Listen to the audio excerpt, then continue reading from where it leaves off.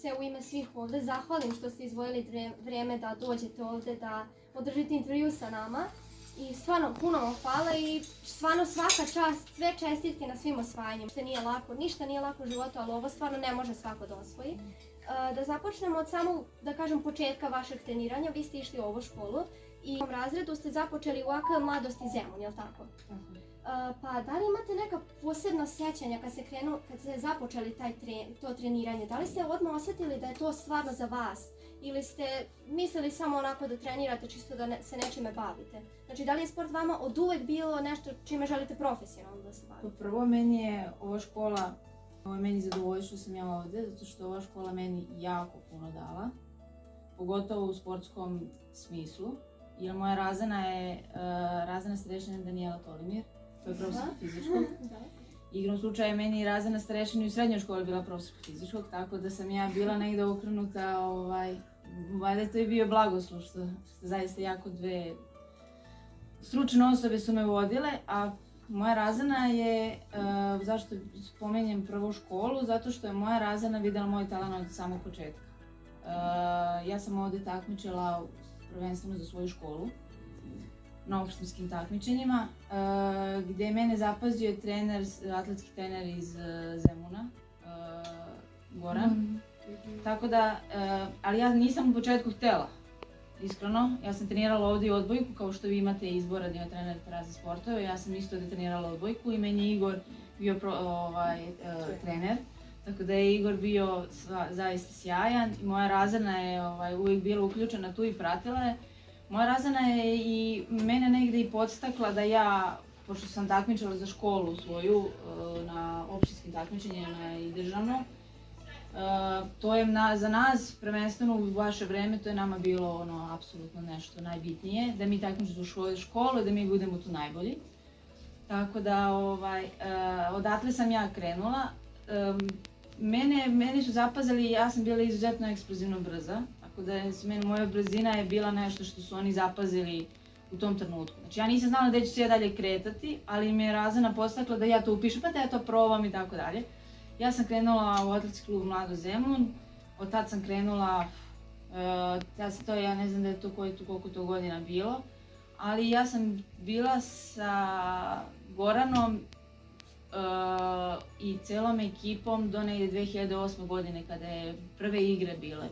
Ja sam ušla, kao prvo ja nisam ni pretpostavila da ću se ja baviti sportom osoba s invaliditetom, da moj vid može da mi nešto, da tako kažem, ja prvenstveno nisam nikada ni slutila da tako nešto, ja sam takmičila i bila generalno redovno. Znači ja sam takmičila redovno kao i svi normalni. Ono što je bilo interesantno je, interesantno je da sam ja zaista bila na neki način i talentovana i dovoljno dobra da ja osvojim državno prvenstvo u Vrišoboju. Da, stvoreni ste za to vidjeti. Ja nisam se pronalazila u nekoj disciplini, znači atletika je, u njoj postoji zaista mnogo više disciplina, bacačkih, skakačkih i brzinskih i dugoprugaških, ali ja zaista nisam se ni jednoj toliko, ali sam bila više svestrana, zato su me odabrali u tom trenutku da budem u Višoboju. Višoboj se sastoji od 7 disciplina, ja sam tad, moj trener me ostakao da se takmičim, ja sam bila najbolja u državi. Na tom prvenstvu i na tim balkanskim igrama, i na tim pripremama koje su bile predstojile pred te balkanske igre, mene je zapazio selektor i trener atletske reprezentacije u paraolimpizmu, Vlastimir Golubović, gde ja te godine na osnovu svojih rezultata u Višoboju ja sam uspela da ostvarim norme koje su bile dovoljno jake i dobre da ja nastupam na tim paraolimpijskim igrama od 2008. godine u Pekingu. Ja sam tad nisam ni bila punoletna, tako da ja sam imala negde 17 godina tada. To je poprilično bilo... Još reći u ja sam bila dete tada, ali i ovu medalju ovo su dobijali sportisti. Svaki sportista je dobio ko je došao, ko je uspeo da kvalifikuje i ima svoju, evo, tako da ovo možete svi da vi, ovo je zaista podsticajno nekako za sve koji ne osvoje da odnesu nešto da imaju kao za budućnost? Pa Da se ne prosto odustanu. da imaju neki, eto, da ovo im ostane kao uspomen. Tako da je ovo 2008. godine, dan danas čuvam tu, tako da... Da ima ovo pružen za nek Naravno, sve pogledaju. slobodno. Znači možete slobodno da okrenete i da vidite pozadi. To je bila ta maskota, to ima tu maskota, to je grb i ova velika vam je stadion gdje se otvara olimpijski. Poznaćete stadion 100%. Da, zove se Ptičije gnezdo. Da. Šta za vas znači sport? Pa, pošto sam ja izuzetno introvertna i emotivna osoba, sport bio mogućnost kreativnosti i pokazatelji da je svoje sposobnosti fizičke i mentalne. Tako da ja sam individualna sport, tako da mislim postavljate da razliku između individualnog i grupnog, da ste bila individualac i izuzetno introvertna osoba, zatvorena i ona je meni prosto dala mogućnost da se ja kreativno i psihički razvijem. To je prvenstveno meni dalo izuzetno veliku mogućnost, tako da eto, to je meni značajno. Mnogi kažu da je važnije pobediti. Da li je i vama stvarno učestvovati važnije pobediti ili možda ipak je važno dati sve od sebe? Može ipak dati sve od sebe važnije? Prvenstveno je taj proces da vi radite na nečemu, da vi radite na sebi, učestvovati i biti deo toga vam daje zaista jednu veliku širinu. A postizanje visokih rezultata je sama sposobnost čoveka koliko može da iznese. To je samo jedan mnogo veći rezultat. Učestvovanje taj put je mnogo značajno. A ko vam je zapravo bio najveća motivacija? Ko vas je najviše od svih kurao i podržavao da jednostavno nastavite s vašom karijerom? Pa iskreno nemam nikog individualno spomenem, više to bio moje lični. To je ono što su stvarno svi prokomentarisali što se individualno mene tiče. To je izuzetna ljubav prema sportu i izuzetna jedna velika emocija da meni nije bilo nikakav bio povod da ja to nešto radim. Tako da dan danas je to tako. Da li ste imali, na primjer, neku osobu koju ste smatrali vašim uzorom, idolom, nekog na kog ste se ugledali, htjeli ste da budete kao to? Ne, ja to nikad nisam imala. Nije iskreno bilo, kao meni, ja ne bi ovdje sad kao osoba s invaliditetom, ja ne smatram sebe, meni je zajedno da ja sebe ispoljim na najbolji mogući način. Da, to je najvažnije, da sami sebe guramo. Šta za vas zapravo znači učestvovanje na paraolimpijskim igrama? Iskreno vam kažem, to nije posao, to nije nešto, to je jedna velika odgovornost. Da se razumem. To je jedna ozbiljna velika odgovornost i jedan proces disciplinovan koji se sastoji od puno tih nekih malih sitnica i stvari koje morate na dnevnom nivou da uradite. To je jedna velika odgovornost jer se od vas zahteva jako puno stvari. Ne samo ono da vi kako ćete vi biti kao sportista, već kako ćete biti kao čovjek, kako ćete se prezentovati.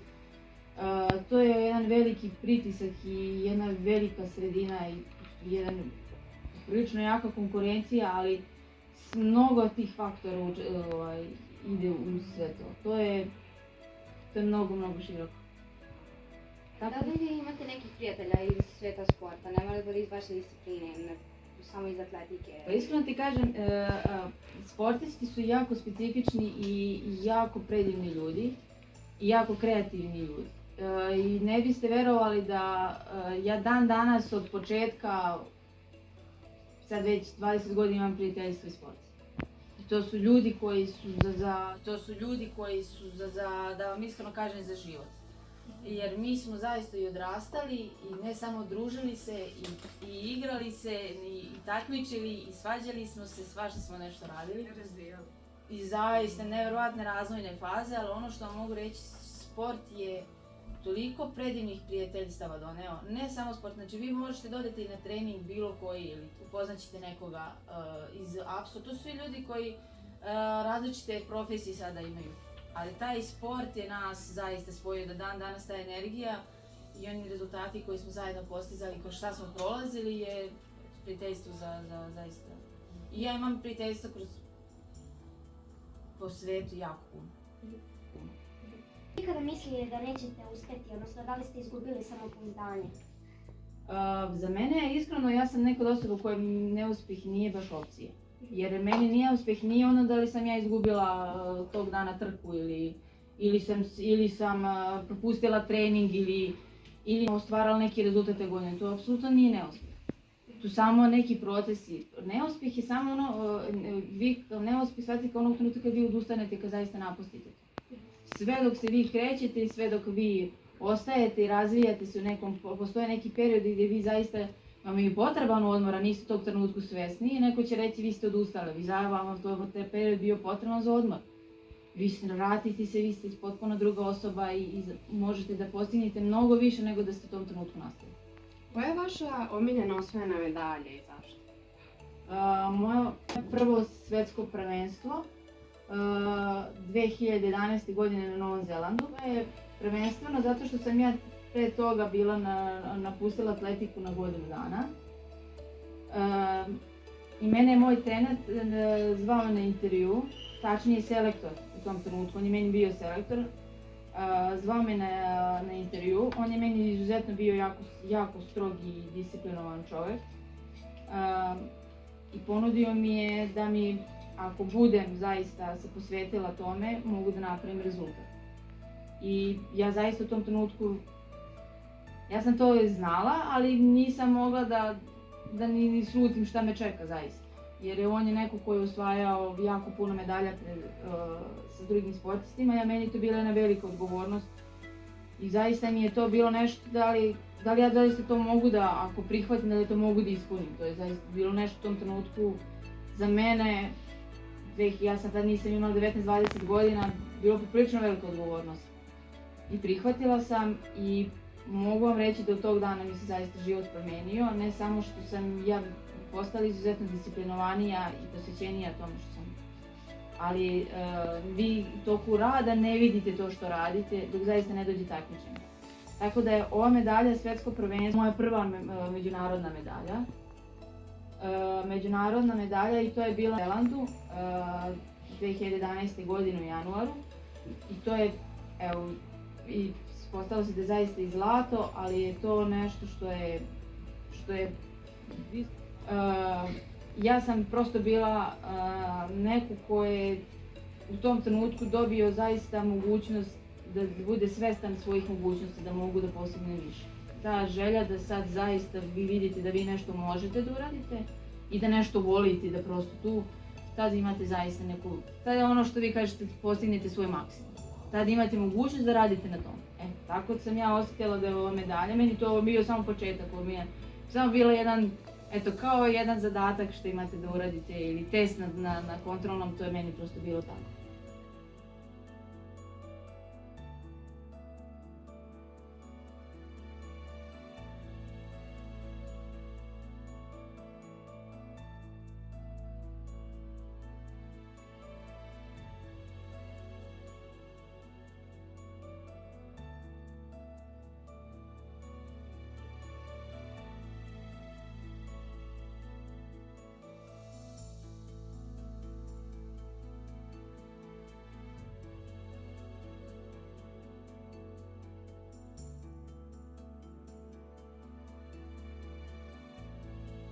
Ja taj do 3 godine i postigu novi svjetski rekord. A kako idu te olimpijske igre?